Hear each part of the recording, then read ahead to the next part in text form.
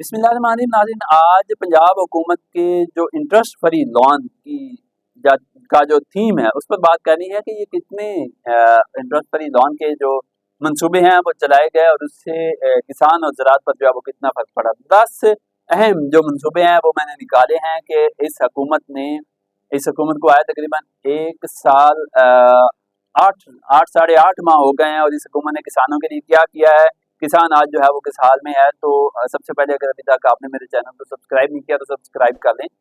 بات یہ ہے کہ سب سے پہلے جو بڑا منصوبہ جس کا پنجاب حکومت جو ہے وہ بڑا دعویٰ کری ہے کہ انٹرسٹ فری لون کی مد میں کسان کارڈ ہے، جس میں 25 ایکڑ تک کے کسان جو ہے وہ اپلائی کر سکتے تھے۔ 3 لاکھ کا قرضہ جو ہے وہ کسانوں کو دیا گیا، اور اب تک کے ذرائع کے مطابق تقریباً 7 سے 8 لاکھ کسان جو ہیں وہ اس کسان کارڈ سے مستفید ہو چکے ہیں۔ لیکن یہ کسان کارڈ جو اتنا بڑا پنجاب حکومت کا ایک سمجھا جاتا تھا کہ ایک بہت اچھا منصوبہ ہے، یہ کسانوں کی زندگیوں میں کتنی بہتری لا سکا ہے اس کا فیصلہ آپ نے خود کرنا ہے۔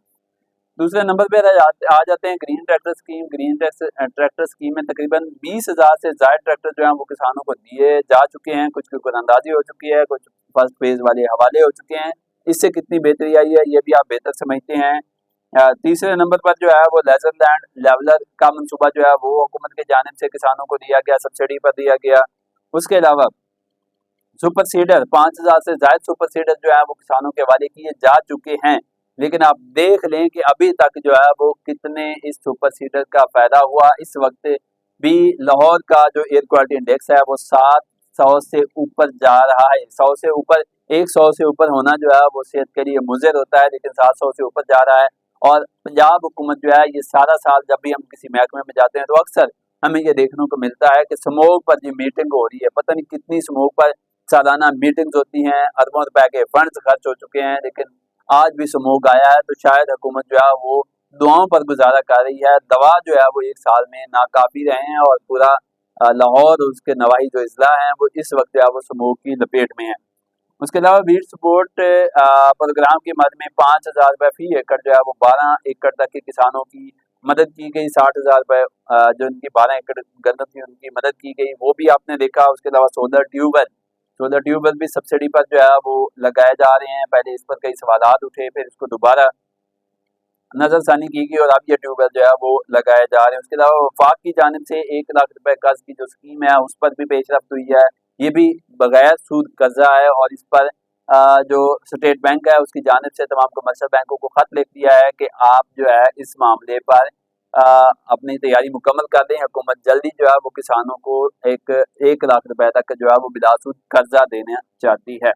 پختہ کھال کا منصوبہ جو ہے وہ بھی پنجاب حکومت کے زیر سایہ جو ہے وہ چلایا جا رہا ہے۔ اور آخر میں ایک بڑا اہم پوائنٹ وہ لائف سٹاک کے حوالے سے، اب ہم فارمنگ سے نکلتے ہیں تو لائف سٹاک بھی ایگریکلچر کا پارٹ ہے۔ ایگریکلچر کے 4 مین پارٹس ہیں، جس میں فارمنگ ہے جس میں آپ فصلیں اگاتے ہیں، دوسرے نمبر پر لائف سٹاک ہے، تیسرے نمبر پر فشریز ہے، اور چوتھے نمبر پر جنگلات ہیں۔ یہ چاروں ایگریکلچر کے ہیڈ کے نیچے آتے ہیں۔ تو لائف سٹاک جو ہے، لائف سٹاک کارڈ پہلے فیز میں کسانوں کو دیے گئے، اب دوسرے فیز میں بھی کسانوں کو لائف سٹاک کارڈ دینے کا سلسلہ شروع کر دیا گیا ہے۔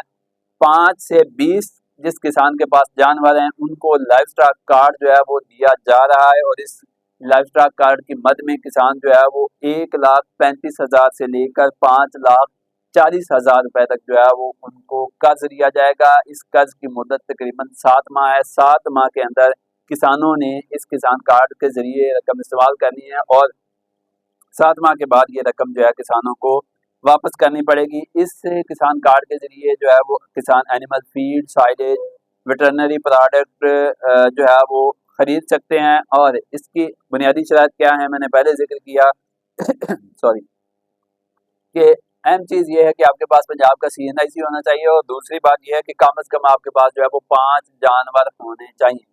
اگر آپ کے پاس 5 جانور ہیں اور آپ پنجاب کے رہائشی ہیں تو آپ لائف سٹاک کارڈ کے لیے ایلیجیبل ہیں، آپ اس کے لیے اپلائی کر سکتے ہیں۔ درخواستیں لینے کا سلسلہ جو ہے وہ ابھی جاری ہے۔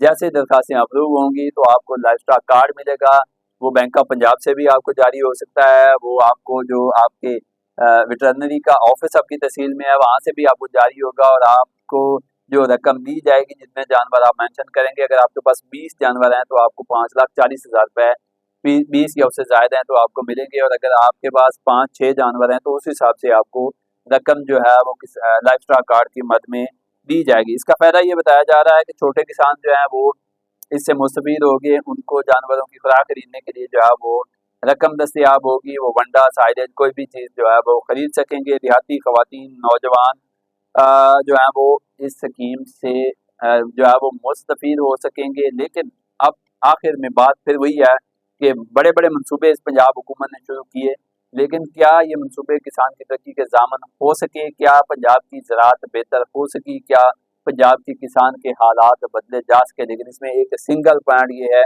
कि जब इस हुकूमत ने किसान को गंदम का रेट नहीं दिया तो उसके नतीजे में तमाम तर जो पंजाब हुकूमत के मनसूबे थे वो अपनी मौत आप मर गए, और किसी मनसूबे का जो है वो किसान को फ़ायदा नहीं हुआ, ना जो पंजाब की ज़राअत है वो आगे बढ़ सकी है। ये इंतहाई अहम पॉइंट है। अगर हुकूमत चाहती है कि किसान को बुरहान से निकालना है, सूबे को माशी तौर पर मजबूत बनाना है, मुल्क को मजबूत बनाना है, नई मईशत को मजबूत बनाना है, तो सबसे पहला पॉइंट जो है वो किसान को गंदम का रेट देना चाहिए। अगर गंदम का रेट मिलता है तो किसान का एतमाद बढ़ेगा, किसान लाइफ स्टॉक भी करेगा, किसान फिशरीज भी करेगा, किसान फसलें भी उगाएगा, तो अल्टीमेटली किसान खुशहाल होगा, ज़राअत फले फूलेगी और पंजाब तरक्की करेगा, पाकिस्तान तरक्की करेगा, मईशत बेहतर होगी। अदरवाइज आपके ये तमाम मनसूबे जो हैं इनका अभी तक का आउटपुट जो है वो ज़ीरो है। हुकूमत को इस बारे में सोचना वही होगा, और जो हुकूमत के मुशीर हैं उनको, और जो सूबाई वज़ीर ज़राअत या एग्रीकल्चर के अफसरान हैं उनको पंजाब हुकूमत को बेहतर गाइड करना होगा कि खामियाँ खामियाँ कहाँ हैं और ज़राअत को कैसे बेहतर बनाया जा सकता है। ये तमाम हक़ाइक़ आप तक पहुँचाने थे। मुझे दीजिए इजाज़त। अल्लाह हाफ़िज़।